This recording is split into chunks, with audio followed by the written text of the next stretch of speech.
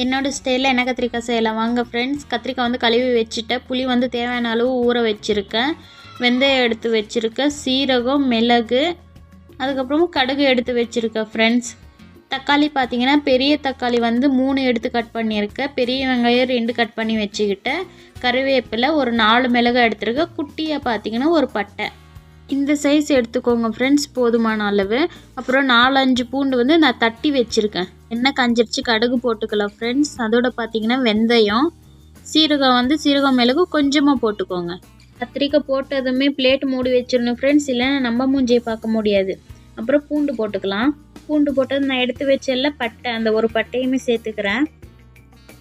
சேர்த்துக்கிட்டதுமே 4 மிளகாய் வச்சுருந்தால அதையுமே போட்டுக்கலாம் ஃப்ரெண்ட்ஸ். போட்டதுமே கருவேப்பிலை எடுத்து வச்சுருந்தால அதையுமே சேர்த்துக்கலாம்.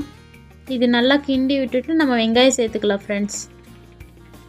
வெங்காயம் பாருங்கள், 2 வெங்காயம் தான் எடுத்துருக்கேன், அதுவே போதுமான அளவு. வெங்காயம் சேர்த்து நல்லா வதக்குனதுக்கப்புறமா தேவையான அளவு உப்பு போட்டுக்கலாம். கல் உப்பு சேர்த்துக்கலாம் ஃப்ரெண்ட்ஸ், சால்ட் வந்து வேணாம். இதோடு சேர்த்து கொஞ்சம் மஞ்சளும் போட்டுக்கலாம்.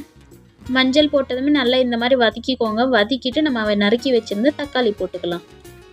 தக்காளியை போட்டு நல்லா வதக்கிக்கணும் ஃப்ரெண்ட்ஸ்.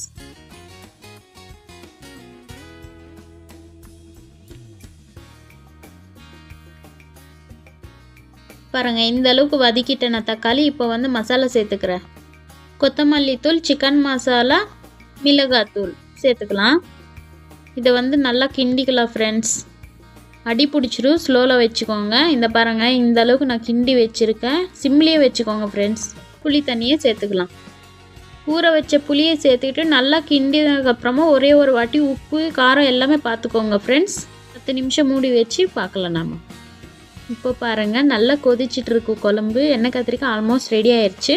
இந்த டைமில் நீங்கள் உப்பு ஏதாச்சும் பத்தலைன்னா நீங்கள் போட்டுக்கலாம். கட் பண்ணி வச்ச கொத்தமல்லியை சேர்த்துக்கலாம் ஃப்ரெண்ட்ஸ். கமன்னு பார்த்தீங்கன்னா எண்ணெய் கத்திரிக்காய் ரெடி. ஒரு டைம் பண்ணி பாருங்கள்.